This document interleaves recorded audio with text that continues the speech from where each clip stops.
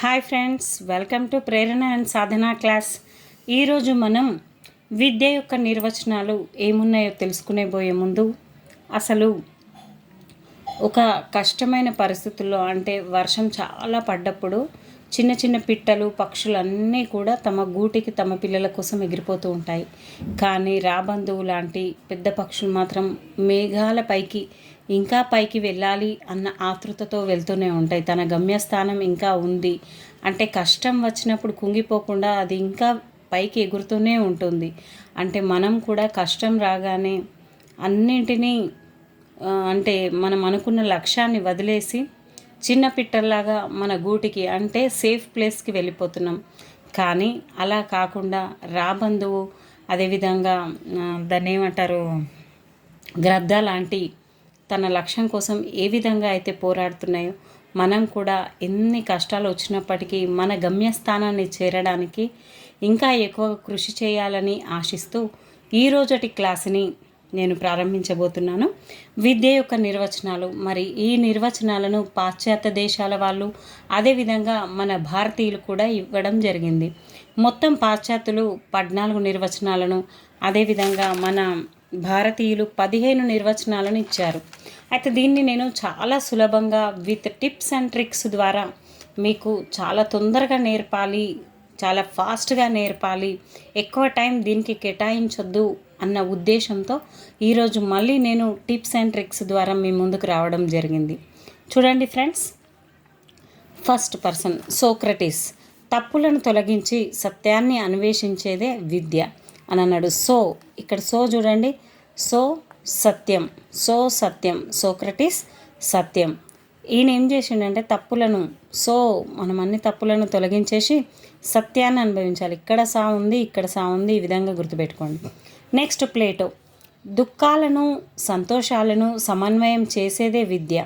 మనకు ప్లేట్లో ఏదైనా మంచిగా పెడితే మనకు సంతోషం వేస్తుంది, ఏమీ లేదంటే చాలా దుఃఖం వేస్తుంది ఫ్రెండ్స్. ఆ విధంగా ప్లేటోని గుర్తుపెట్టుకోండి. అరిస్టాటిల్ దృఢమైన శరీరంలో దృఢమైన మనస్సు ఉంటుంది. అరే, మనసు బాగుంటేనే దృఢమైన శరీరం ఉంటుంది అని గుర్తుపెట్టుకోండి. అరే అంటే అరిస్టాటిల్. నెక్స్ట్ ఎమర్సన్ మనసును నియంత్రించేదే విద్య. మన సన్ అంటే కొడుకు, ఎమర్సన్లో ఉన్న సన్నుని తీసుకొని సన్నును నియంత్రించేదే విద్య అని గుర్తుపెట్టుకోండి. స్పెన్సర్ సంపూర్ణంగా అభివృద్ధి చేసేదే విద్య. సంపూర్ణంగా అంటే స్పెన్సర్ అనేది ఒక బ్రెడ్ పేరు అండి. ఈ స్పెన్సర్ బ్రెడ్ తింటే మనకు సంపూర్ణ అభివృద్ధి అనేది జరుగుతుంది అని గుర్తుపెట్టుకోండి. ప్రొబెల్ అంతర్గతంగా నిగూఢంగా వెలికి తీసేదే విద్య అని అన్నారు. బెల్ కొట్టిన వెంటనే మనకు అంతర్గతంగా లోపల ఏదో కదలికలు అనేది ఏర్పడి మనం ఆ బెల్ వైపుకు వెళ్తూ ఉంటాం, శబ్దం వైపుకు వెళ్తూ ఉంటాం. ఆ విధంగా గుర్తుపెట్టుకోండి. జాన్ డ్యూయి మనుషులను సార్థకులుగా తయారు చేసేదే విద్య.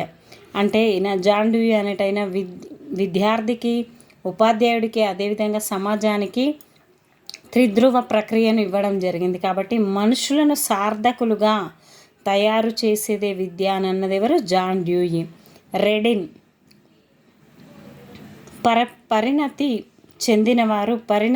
చెందని వారికి అందించేదే విద్య.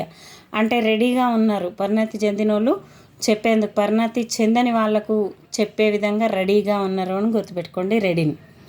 పాపిలో మర్రి రాజకీయంగా, సామాజికంగా, ఆర్థికంగా, నైతికంగా అణచిన వారికి వెలికి తీసేదే, అణచబడిన వారిని వెనక్కి తీసేదే విద్య అని. ఏ విధంగా అంటే మర్రి మహావృక్షం కాబట్టి దీంట్లో రాజకీయం, సామాజికం, ఆర్థికం, నైతికం ఉన్న అన్ని అంశాలు కూడా వస్తున్నాయి. కాబట్టి ఆ విధంగా పాపిలో మర్రి గారిని గుర్తుపెట్టుకోండి.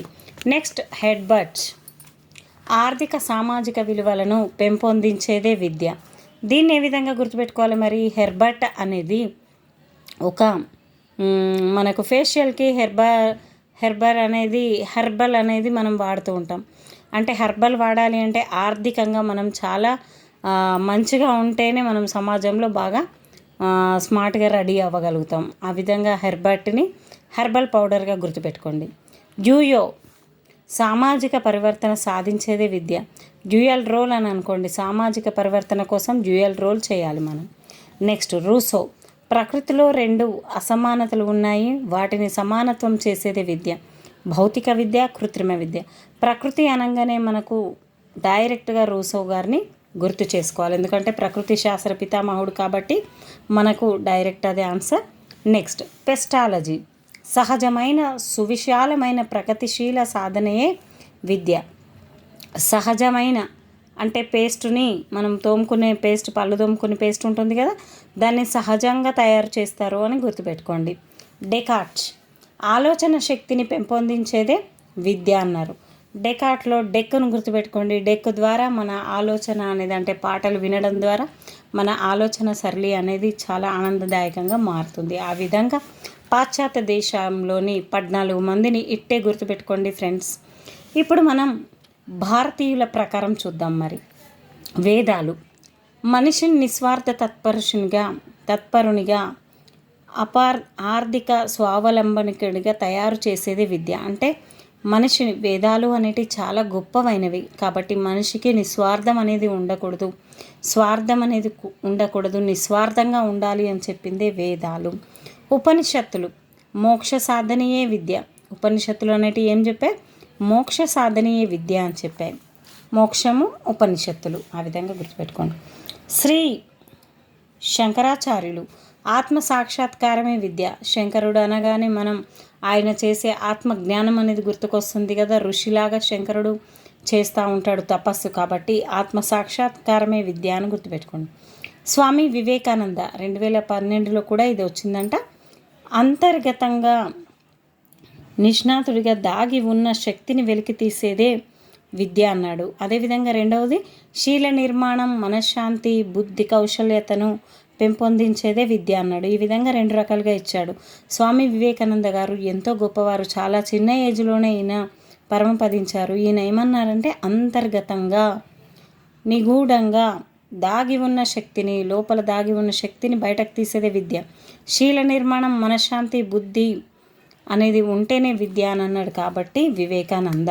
వివేకం ఇవన్నీ కూడా బుద్ధి, మనశ్శాంతి ఇదంతా కూడా వివేకం అంటే జ్ఞానానికి సంబంధించింది, అంటే మేరకు సంబంధించినవి. ఆ విధంగా గుర్తుపెట్టుకోండి ఫ్రెండ్స్. నెక్స్ట్ రవీంద్రనాథ్ ఠాగూర్ పరిపూర్ణ ప్రగతి వికాసమును సాధించేదే విద్య. పరిపూర్ణ అందరు కూడా జనగణమన ధనిక పేద, రాజు పేద ఆ విధంగా లేకుండా అందరం కలిసి జనగణమన పాడతాం. ఇది రాసింది రవీంద్రనాథ్ ఠాగూర్ కాబట్టి పరిపూర్ణ ప్రగతి అని గుర్తుపెట్టుకోండి. గాంధీజీ 1937లో బేసిక్ విద్యా విధానాన్ని చెప్పడం జరిగింది, ప్రవేశపెట్టడం జరిగింది. సంపూర్ణ మూర్తిమత్వం సాధించేదే విద్య. అంటే సంపూర్ణ స్వాతంత్రం కోసం ఈయన పోరాడాడు కాబట్టి సంపూర్ణ మూర్తిమత్వం అని గుర్తుపెట్టుకోండి. జాకీర్ హుస్సేన్ జీవితాంతం అభివృద్ధి చెందేదే విద్య. జీ ఇక్కడ అంటే జాకీ అనే గుర్రం ఫాస్ట్గా రన్ అవుతుంది, జీవితాంతం పరిగెడుతూనే ఉంటుంది. ఆ విధంగా గుర్తుపెట్టుకోండి. కొటారి ప్రజల అవసరాలు, ఆశయాలు తయారు చేసేదే విద్య. అంటే కొట్టడం, ప్రజల అవసరాలు సరిగా తీర్చకపోతే వాళ్ళని మనం కొట్టడానికి రెడీగా ఉంటాం. జిడ్డు కృష్ణమూర్తి మనిషిలోని ప్రేమ, దయ అభివృద్ధి పరచడమే విద్య. జాలి, ప్రేమ, దయ ఎవరికైతే ఉంటాయో జిడ్డులాగా పట్టుకోవడం జరుగుతుంది. ఈ విధంగా జిడ్డు కృష్ణమూర్తి గారిని గుర్తుపెట్టుకోండి. దయానంద సరస్వతి శీల నిర్మాణమే విద్య. శీల అనే అమ్మాయికి చాలా దయ ఉందండి, ఆ విధంగా గుర్తుపెట్టుకోండి. సర్వేపల్లి రాధాకృష్ణ బుద్ధికి శిక్షణ, హృదయాన్ని సంస్కరించడం, ఆత్మను క్రమశిక్షణలో పెట్టేది విద్య. అంటే సర్వేపల్లి రాధాకృష్ణ గారి బుద్ధికి శిక్షణ. ఇప్పుడు రాధాకృష్ణ అంటే మనకు కృష్ణుడు గుర్తుకొస్తే ఆయన ఏం చేసిండు? బుద్ధికి శిక్షణ ఇచ్చిండు, హృదయాన్ని సంస్కరించిండు, ఆత్మను క్రమబద్ధీకరించిండు. ఆ విధంగా మనం కృష్ణుడిని గుర్తుపెట్టుకోండి. పాణిని అష్టాధ్యాయి రాశాడు పతంజలి మహాభాష్యం. పతంజలి అష్టాధ్యాయి పాణిని మహాభాష్యాన్ని ఈ విధంగా మనం ఈ పాణిని ఏం చెప్పారంటే ప్రకృతి నుండి సంరక్షించగలిగే ప్రాణమే విద్య. ప్రకృతి అని అన్నాడు, ప్రాణమే ప్రకృతి అని చెప్పిందే విద్య. అంటే పాణిని ప్రాణము, ఆ విధంగా గుర్తుపెట్టుకోండి. ప్రాణమే ప్రకృతి అని గుర్తుపెట్టుకోండి. ఇక్కడ ప్రాణమే ప్రకృతి అనేదేమో ఇక్కడ ఒక ప్రకృతి రావడం జరిగింది, అది పాణిని. ఇంతకుముందు రూసో ప్రకృతి అనేది రావడం జరిగింది, అది రూసో.